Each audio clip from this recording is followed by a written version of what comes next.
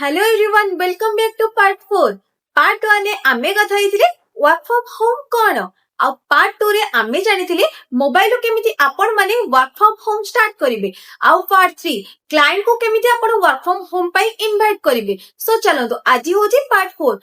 4 रे मु आज आपण मानको सिखेबी डिजिटल मार्केटिंग कोन आ एथिरे आपण को को स्किल सिखिबा दरकार आ एथिरे आपण माने काम केमिति स्टार्ट करिवे सो चलो तो ए वीडियो स्टार्ट करिया पूर्वरु जो माने भी मो चैनल को सब्सक्राइब करना दी जल्दी जल्दी जाके मो चैनल को सब्सक्राइब करे बेल आइकन को ऑन कर दियो जहा फଳରେ मोर प्रतिटी न्यू वीडियो रो अपलोड और नोटिफिकेशन आपण माने को मिल जिवो चलो तो वीडियो स्टार्ट करिवा स्टेप 1 ने आज हमें सिखिबा डिजिटल मार्केटिंग कोन डिजिटल मार्केटिंग माने होजी इंटरनेट की किछि डिजिटल प्लेटफॉर्म को यूज करके किछि प्रोडक्ट नले ब्रांड की किछि बिजनेस को प्रमोशन करबा को डिजिटल मार्केटिंग कुआ जाए एथिपाई आमे social media Facebook Instagram Snapchat जहां भी सोशल मीडिया आपण माने यूज करछंती ऑनलाइन एडवर्टाइजमेंट करी डिजिटल प्लेटफॉर्म को यूज करू आजिकली टाइम रे बिजनेस पाई ऑनलाइन प्रेजेंस बहुत इंपोर्टेंट सो डिजिटल प्लेटफॉर्म मध्य इंपोर्टेंट सो स्टेप 2 रे आज आमे जानिबा कि डिजिटल मार्केटिंग रे सबटो इंपोर्टेंट पार्ट कोन डिजिटल मार्केटिंग रे सबठारु इंपोर्टेंट पार्ट हला सोशल मीडिया मार्केटिंग जेमति कि यूट्यूब इंस्टाग्राम फेसबुक स्नैपचैट जहां भी सब सोशल मीडिया अछि सेथिरे रिलेटेड कंटेंट क्रिएशन करिवे जो भी डिजिटल मार्केटिंग रे आपण काम करिवे जो प्लेटफॉर्म रे काम करछंती सेही प्लेटफॉर्म रो आपण कंटेंट क्रिएशन करिवे जो कंटेंट क्रिएशन पाई आपण सेही प्लेटफॉर्म रो प्रमोशन करि परिबे एटा होची सबठारु मोस्ट इंपोर्टेंट सोशल मीडिया को यूज करके आपण माने सेही प्लेटफॉर्म रो प्रमोशन करिवे बट सोशल मीडिया खाली पोस्ट कर देले हेबनी ऑडियंस को कोटा चाहूचंदी ऑडियंस कोन पसंद करिचंदी आ को पोस्ट ऑडियंस को यूजफुल लागिची सेटा मध्ये जानिबा दरकार आ सेटा आपण माने मध्ये बुझबा दरकार स्टेप 3 नेक्स्ट हला कंटेंट मार्केटिंग है माने हला कि आपण ऑडियंस को कोटा यूजफुल लागुची आ वैल्यूएबल कंटेंट क्रिएट करिया पड़बो जोटा ऑडियंस को पसंद आछी सेही टाइप रो आपण वीडियो फोटो ब्लॉग ए टाइप रो वीडियो एडिटिंग करी कंटेंट क्रिएशन करि परिबे फॉर एग्जांपल गोटे फैशन डिजाइन नो स्टाइलिश टिप्स दे परिबे ता ऊपर कंटेंट बनै परिबे देन एजुकेशन पार्ट ऊपर गोटे लर्निंग कंटेंट क्रिएशन करि परिबे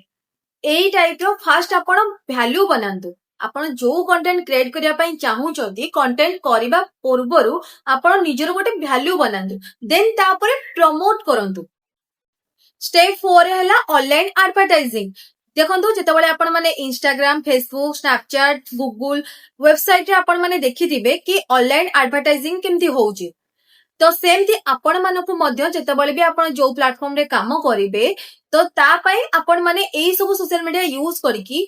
पे करिकी एडवर्टाइजमेंट करि परिबे जेम यदि आपण माने चाहूचंती कि मु जो एडवर्टाइजमेंट करिवि सेतरे किछि पे करिविनी ताहले मु जदि कहिबे आपण मानक पई बेस्ट ऑप्शन हबो स्नैपचैट आ ओएलएक्स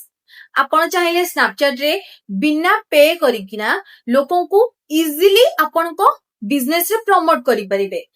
आ सेकंड हला ओएलएक्स रे निजर गोटे आर सेटअप करिवे आ सेटा भी वन टाइम आपण मानको फ्री मिलिबो आ सेटा वन टाइम जो फ्री मिलिबो से वन टाइम फ्री रे आपण को एटा गोटे मासो जाई रहिबो आपण से फ्री एडवर्टाइजमेंट करि परिबे आ सेतरे आपण को इजीली भी लोक मिलि परिबे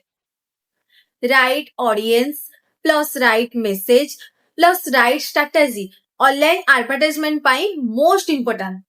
स्टेप 5 डिजिटल मार्केटिंग रे एनालाइज मध्ये बहुत इंपोर्टेंट